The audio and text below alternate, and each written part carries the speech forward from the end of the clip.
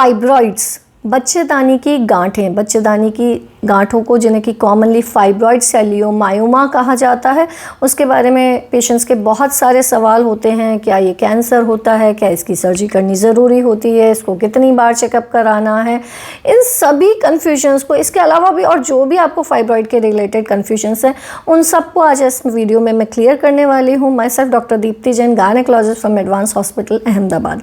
तो आइए सबसे पहले आते हैं फाइब्रॉइड के बारे में पूछा गया सबसे कॉमनेस्ट सवाल, क्या फाइब्रॉइड की सर्जरी ज़रूरी है? मैडम मुझे फाइब्रॉइड है, क्या मुझे इसे ऑपरेट कराना पड़ेगा? तो देखिए, आपको अगर फाइब्रॉइड है तो ऐसा बिल्कुल भी ज़रूरी नहीं है कि सर्जरी आपके केस में कंपलसरी है। फाइब्रॉइड बहुत ही कॉमन चीज़ है, लगभग हर 4 में से 1 महिला को फाइब्रॉइड होता है। तो ऐसा बिल्कुल भी नहीं होता कि इसकी सर्जरी कंपलसरी होती है। इसकी सर्जरी हमें कब करानी पड़ती है? अगर यह साइज़ के अंदर थोड़ा बड़ा हो और आपको सिम्टम्स भी दे रहा हो, यानी कि ये नॉर्मली यूजुअली ये जो फाइब्रॉइड्स होते हैं वह जब छोटी साइज़ के होते हैं तो तकलीफ़ नहीं दे रहे होते, परंतु जब इनका साइज़ थोड़ा बढ़ जाता है, यानी जब ये लगभग 3-4 सेंटीमीटर से ऊपर के होते हैं तो ये यूजुअली मरीज़ को तकलीफ़ देते हैं, जैसे कि एब्डोमिनल पेन, पेट में दर्द दे सकते हैं, हैवी ब्लीडिंग, ज़्यादा मासिक के दौरान ज़्यादा रक्तस्राव दे सकते हैं, आपके पीरियड्स ज़्यादा लंबे चल सकते हैं, या फिर हो सकता है कि वह महीने में बीच बीच में भी आते रहें, या फिर आपको पेशाब की तकलीफ़ हो सकती है अगर यह आपकी बच्चेदानी में आगे के भाग में स्थित है। तो अगर आपको सिम्टम्स काफ़ी आ रहे हैं जिसको कि आपका दवाइयों से रिज़ल्ट नहीं आ रहा है तो आपको सर्जरी की ज़रूरत आ सकती है। परंतु अगर आपका फाइब्रॉइड छोटे साइज़ का है, यानी कि 1-2 सेंटीमीटर का ही, और आपको किसी प्रकार की कोई तकलीफ़ नहीं दे रहा है, तो इसे हम सिर्फ ऑब्जर्वेशन में रखते हैं। इसको हर केस में ऑपरेट करना ज़रूरी नहीं होता है। ठीक है। दूसरा कॉमन सवाल, क्या फाइब्रॉइड गोलियों से ठीक नहीं हो सकता? डॉक्टर साहब आप कुछ दवाई दे दीजिए जिससे कि ये फाइब्रॉइड गल जाए। तो देखिए, फाइब्रॉइड्स को हम दवाई देके उससे होने वाली तकलीफ़ों को कम कर सकते हैं। यानी कि अगर आपके अंदर फाइब्रॉइड है, दर्द हो रहा है, तो हम दर्द कम करने की दवाई दे सकते हैं, परंतु फाइब्रॉइड गोलियों से गलते नहीं हैं। फाइब्रॉइड्स को अगर हटाना है तो हमें ऑपरेट ही करना पड़ता है। गोलियां देके, दवाइयां देके फाइब्रॉइड्स गलते नहीं हैं। कुछ स्ट्रॉन्ग मेडिसिन्स और इंजेक्शंस ऐसे ज़रूर आते हैं जो कि फाइब्रॉइड के साइज़ को थोड़ा कम कर देते हैं, परंतु वो हम बिल्कुल भी रिकमेंड नहीं करते क्योंकि उनके काफ़ी अधिक साइड इफ़ेक्ट्स होते हैं, और जैसे ही उनको बंद किया जाता है फाइब्रॉइड वापस अपनी पुरानी वाली साइज़ पे, बल्कि उससे और भी ज़्यादा बड़ा हो जाता है, जिसे हम रिबाउंड इंक्रीज कहते हैं। तो दवाइयाँ, गोलियाँ सिर्फ सिम्टोमेटिक ट्रीटमेंट, यानी कि जो तकलीफ़ हो रही है, ब्लीडिंग अधिक हो रही है तो ब्लीडिंग थोड़ी कम हो जाएगी हमारी दवाइयों से, दर्द हो रहा है तो दर्द थोड़ा कम हो जाएगा हमारी दवाइयों से, परंतु फाइब्रॉइड गलने वाला नहीं है। अगर फाइब्रॉइड हटाना है तो सर्जरी करनी ही पड़ती है, परंतु हटाना हर केस में ज़रूरी नहीं है। ठीक है। पेशेंट्स को बहुत टेंशन होती है, मैडम क्या ये फाइब्रॉइड कैंसर तो नहीं बन जाने वाला है? ऐसा तो नहीं कि हमने इसको आज इस गांठ को छोड़ दिया और पता चला 2-4 साल बाद कि ये कैंसर बन गया? तो आप निश्चिंत रहिए, फाइब्रॉइड्स बच्चेदानी की साधारण गांठें होती हैं। यह फाइब्रॉइड्स कैंसरस नहीं होते हैं और ना ही कैंसर में कन्वर्ट होते हैं। तो कैंसर को लेके आप निश्चिंत रहिए, फाइब्रॉइड्स कैंसर में बदलते नहीं हैं। बहुत से मरीज़ पूछते हैं, मैडम ये सिस्ट और फाइब्रॉइड सेम चीज़ है? मेरी एक फ्रेंड को सिस्ट हुई थी, तो ये क्या सेम है, ये जो फाइब्रॉइड है और सिस्ट? तो जी नहीं, फाइब्रॉइड और सिस्ट दोनों काफ़ी अलग चीज़ें हैं। सिस्ट यूजुअली ओवरी के अंदर पाई जाती है। जी हाँ, बच्चेदानी के साइड में जो 2 अंडाशय होते हैं जिन्हें हम ओवरीज कहते हैं, यूजुअली सिस्ट उनके अंदर पाई जाती है। और सिस्ट काफ़ी अलग चीज़ होती है as compare to fibroid. Cyst पानी की भी हो सकती है, ब्लड की भी हो सकती है, परंतु फाइब्रॉइड्स यूजुअली सॉलिड स्ट्रक्चर्स होते हैं और बच्चेदानी के अंदर होते हैं। तो फाइब्रॉइड और सिस्ट अलग अलग हैं। कॉमनली जो पेशेंट्स को कन्फ्यूजन भी वो ये इसीलिए आता है क्योंकि सिस्ट गोलियों से गल जाती है। तो पेशेंट्स को ये रहता है कि मैडम मेरी फ्रेंड को सिस्ट थी, उसको दवाई दी, आप ही ने दी थी, चली गई, तो आप मुझे भी दे दीजिए। परंतु सिस्ट दवाइयों से गल सकती है, पर यूजुअली फाइब्रॉइड्स दवाइयों से गलते नहीं हैं। क्या फाइब्रॉइड वापस आ सकते हैं? यानी कि अगर आपने सपोजिटली एक बार फाइब्रॉइड्स के रिमूवल की सर्जरी करा ली, जैसे कि हम मायोमेक्टमी कहते हैं, तो क्या उसके बाद भी फाइब्रॉइड्स वापस से आ सकते हैं? क्या वह रिकर कर सकते हैं? तो जी हाँ, फाइब्रॉइड्स में रिकरेंस की टेंडेंसी होती है, क्योंकि फाइब्रॉइड्स एक हार्मोनल इम्बैलेंस के कारण होने वाली चीज़ें ज़रूरी नहीं है कि हर पेशेंट में रिकर करे, पर डेफिनेटली 10-20% चांसेस रिकरेंस के फाइब्रॉइड के होते हैं, यानी कि एक बार आपने फाइब्रॉइड निकलवा दिया तो भी वह वापस कुछ सालों में आ सकता है। मैडम, मैं बच्चा प्लान कर रही हूँ, प्रेगनेंसी प्लान कर रही हूँ और मेरे को में फाइब्रॉइड भी है, तो क्या मुझे प्रेगनेंसी प्लान करने से पहले फाइब्रॉइड रिमूवल की सर्जरी करानी ज़रूरी है? ये बहुत कॉमन और इम्पॉर्टेंट सवाल है कि आप प्रेगनेंसी प्लान कर रही हैं तो उससे पहले फाइब्रॉइड निकलवाएं या नहीं निकलवाएं। देखिए, इसके लिए हम स्ट्रांगली कहते हैं, अगर आपका फाइब्रॉइड का साइज़ बहुत बड़ा नहीं है, वह आपके बच्चेदानी की अंदर वाली दीवार, जिसे हम एंडोमेट्रियम कहते हैं, उसको डिस्टर्ब नहीं कर रहा है, आपका फाइब्रॉइड 3-4 सेंटीमीटर से छोटा है, तो हम यूजुअली प्रेफर करते हैं कि हम किसी भी प्रकार की कोई सर्जरी नहीं करें, हम मायोमेक्टमी ना करें। आप नेचुरली प्रेगनेंसी प्लान कीजिए, आपको रिजल्ट आ जाता है तो बहुत अच्छी बात है।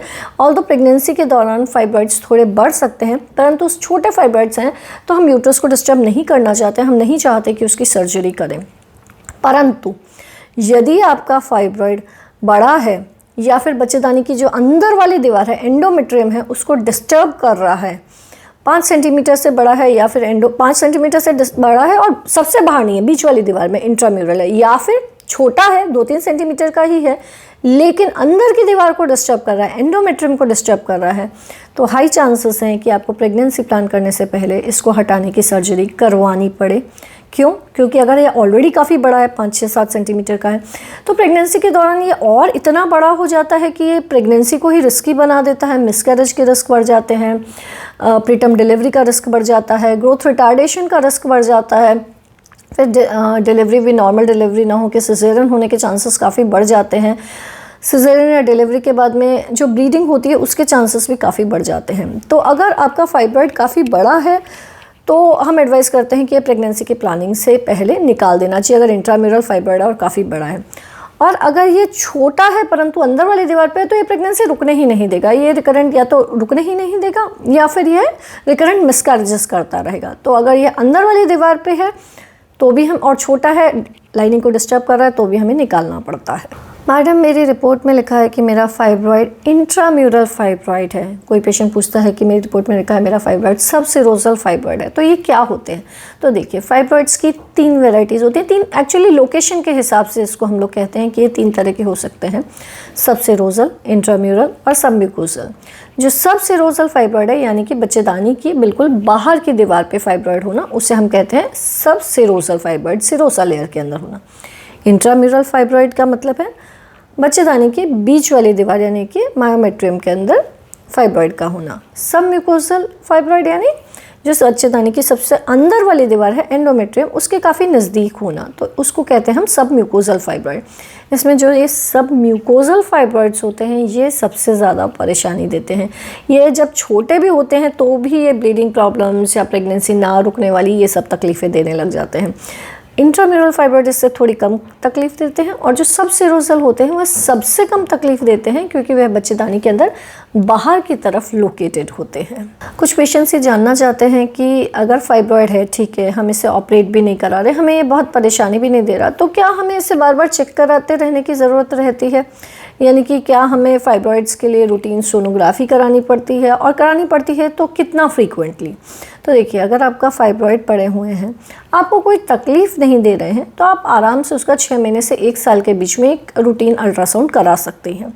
कभी अगर आपको ऐसा बीच में लगे कि आपको बीच में कोई और तकलीफ़ें आने लगी हैं, सिम्टम्स बढ़ रहे हैं, जैसे कि आपको ब्लीडिंग प्रॉब्लम आ रहा है या पेट में दर्द हो रहा है या यूरिन की तकलीफ़ हो रही है, कॉन्स्टिपेशन बहुत ज़्यादा रह रहा है, तो आप डेफिनेटली बीच में चेकअप करा सकते हैं। यानी कि आपको चेकअप कराए 2-3 महीने हुए हैं तो भी आप वापस जाके चेकअप करा सकते हैं। परंतु यदि आपकी तकलीफ़ें बिल्कुल भी नहीं बढ़ रही हैं, आपको किसी प्रकार की कोई तकलीफ़ नहीं है, तो आप 6 महीने से लेकर 1 साल के बीच में कभी भी अपने फाइब्रॉइड का रूटीन जो अल्ट्रासाउंड होता है वह करा लीजिए कि वो साइज़ में बहुत बढ़ तो नहीं रहे या उसके अंदर कोई और चेंजेस तो नहीं आ रहे हैं। कुछ पेशेंट्स ये भी पूछते हैं, मैडम क्या ये नॉर्मल है कि फाइब्रॉयड है, ये नॉर्मल चीज़ है? तो देखिए, नॉर्मल तो नहीं है पर बहुत कॉमन ज़रूर है, यानी कि हर 4 में से 1 को होती है, यानी लगभग 25% इसका इंसिडेंस है। यानी कि अगर कहीं पे भी 4 महिलाएं बैठी हैं तो उनमें से 1 को फाइब्रॉयड ज़रूर होगा, परंतु डेफिनेटली ये नॉर्मल तो नहीं है, ये आपके बॉडी की एक एक्स्ट्रा गांठ है, ये नॉर्मल नहीं है। बहुत से पेशेंट्स ये भी जानना चाहते हैं कि अगर हम फाइब्रॉयड्स को ऑपरेट नहीं करा रहे तो इनका क्या होगा। तो देखिए, अगर हम इसको कुछ नहीं कर रहे हैं तो डेफिनेटली ये समय के साथ धीरे धीरे साइज़ में थोड़े बढ़ सकते हैं। ऑल्दो ये स्लो ग्रोइंग होते हैं, बहुत फास्ट नहीं बढ़ते, तो ये थोड़े थोड़े साइज़ के अंदर बढ़ सकते हैं। और एक जो अच्छी चीज़ है, यह मेनोपॉज होने के बाद में अपने आप श्रिंक हो जाते हैं, यानी कि छोटे हो जाते हैं। मरीज़ ये भी जानना चाहते हैं कि हम खुद से ऐसा क्या करें कि ये फाइब्रॉयड छोटे हो जाएं। तो देखिए, ऐसा तो कोई सिस्टम बहुत बना नहीं है कि आप खुद से ऐसा क्या करें कि ये फाइब्रॉयड गल जाएं या छोटे हो जाएं, लेकिन हाँ, ये बहुत ज़्यादा बड़े नहीं, उसके लिए आप रेगुलर एक्सरसाइज कीजिए, डाइट में जंक फूड का प्रयोग कम से कम, हरी सब्जियां, फल ज़्यादा, तो आपके हार्मोन्स थोड़े बैलेंस रहेंगे, तो एटलीस्ट ये बहुत जल्दी नहीं बढ़ेगा, थोड़ा कम स्पीड में बढ़ेगा। बाकी नेचुरली हम इसको हटाने के लिए कुछ बहुत ज़्यादा नहीं कर सकते। आई होप फाइब्रॉइड्स को लेकर आपके जो भी कन्फ्यूजन्स होंगे वो इस वीडियो में काफ़ी हद तक क्लियर हो गए होंगे। फिर भी आपको कोई और कन्फ्यूजन है तो आप डेफिनेटली कमेंट बॉक्स में लिख के पूछ सकते हैं। चैनल को सब्सक्राइब कीजिए। Thank you.